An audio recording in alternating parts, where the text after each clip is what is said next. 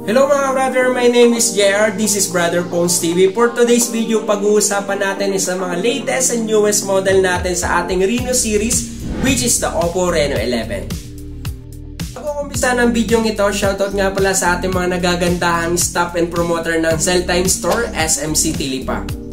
Shoutout din sa poging guard ng PLDT and Smart na sina Joey and Jesse Salosa. Shoutout din sa ating kasamahang promoter ng Samsung ng Smart si Renzo. Kung hindi ka pa nakasubscribe sa YouTube channel ko, please subscribe my YouTube channel, Brother Phones TV. Please like, comment, and don't forget to click the notification bell for more videos. First, Oppo Reno 11. Oppo Reno 11, the portrait expert, the beautiful smartphone in design.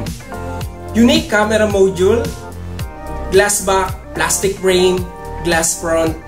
We have a corner wrap edge, 7.9mm thickness and 182 grams. Sa baba, mayroon po tayong SIM card tray, USB Type-C, microphone.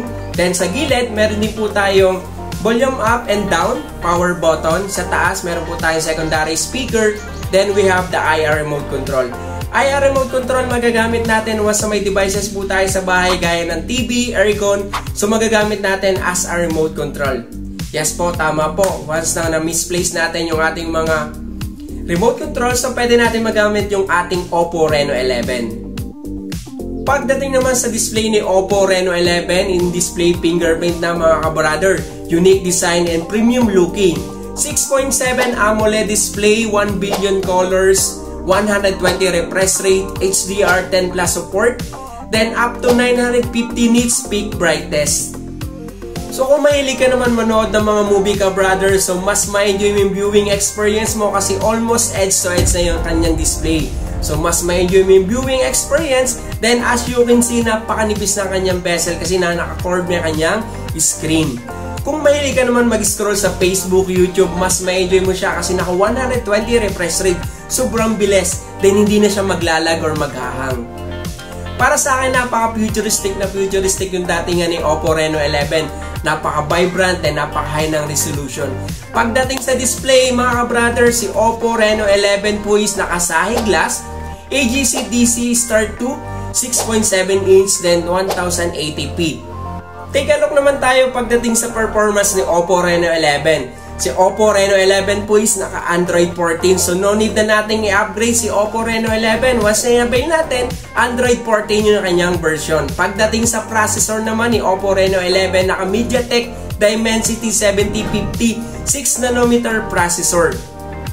Si Oppo Reno 11 po is naka 2.6 GHz octa-core CPU, Mali G68 MC4 GPU. Capable na din pagdating sa multitasking si Oppo Reno 11. Si Oppo Reno 11 po is naka 12GB RAM plus 12GB RAM expansion, so total of 24GB RAM. Then kung mahilig naman po tayo mag-save ng mga photos and video, wala na tayong magiging problema kasi si Oppo Reno 11 is naka 256GB yung kanyang internal storage. So kaya nyo maglaman hanggang 64,000 photos. Kung mahilig ka naman mag-games, Mobile Legends, wala tayong magiging problema kay Oppo Reno 11. Si Oppo Reno 11 po is mas ma-enjoy mo yung paglalaro kasi hindi na siya nag-iinit. Yun yung maganda sa kanya. Kahit maglaro tayo ng mga Genshin Impact, medium to high graphics, okay na okay yung kanyang temperature. So hindi siya nag-iinit.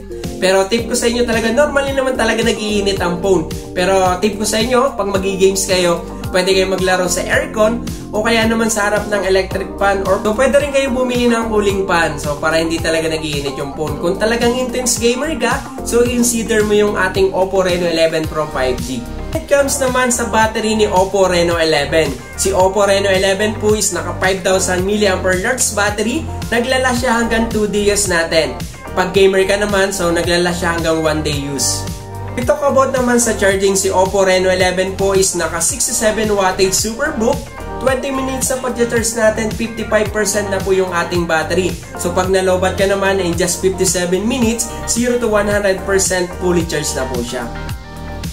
Next na natin is camera. Pagdating sa camera, si Oppo kilalang kilala yan, portrait man yan or landscape, sobrang ganda pagdating sa photography. So meron po tayong triple camera. Si Oppo Reno 11 po is merong 50 megapixel Sony Leica 600 with OIS. Next camera po natin, 32 megapixel Sony IMX709 telephoto portrait camera. Then yung isang camera natin, yung 8 megapixel ultra-wide camera naman, so IMX355. You can do all with this phone. Pwede kang mag-telephoto, which is the zoom. Pwede ka rin magpalapad, which is the ultra-wide. Hindi rin natin makakalimutan si Oppo pagdating sa selfie, kasi si Oppo meron po tayong 32 megapixel selfie camera that you can record the 4K and 30 FPS. Wow, pwede na natin magamit sa pagbablog. We talk about video, si Oppo Reno 11 po is naka 4K and 60 FPS yung kanyang main camera. Naka 4K and 30 FPS naman yung kanyang selfie camera. Sobrang ganda talaga ng video ni Oppo Reno 11 pagdating sa back camera. So pwede na natin magamit sa pag-upload sa ating mga social media account. Then crisp and high quality yung kanyang video. So magagamit natin lalo na sa ating mga small content creator. Overall, recommend ko si Oppo Reno 11. First of all, gustong-gusto ko yung kanyang pagkaka-build ng kanyang design.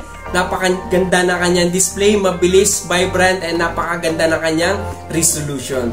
Yung kanyang performance, pwedeng panlaro na ng Mobile Legends, Genshin Impact. Pagdating sa battery, sobrang bilis mag-charge. 0 to 100% in just 57 minutes. Pagdating sa camera, sobrang ganda, sulit na sulit talaga si Oppo Reno 11. So, ang price nito mga ka-brother ay 24,999. So, when it comes to color naman ni Oppo Reno 11 ay meron po tayong 2 color. We have the wave green and rock gray. Kung nagustuhan nyo mga ganitong video, please like, comment, and share. Thank you for watching and thank you. See you in my next vlog.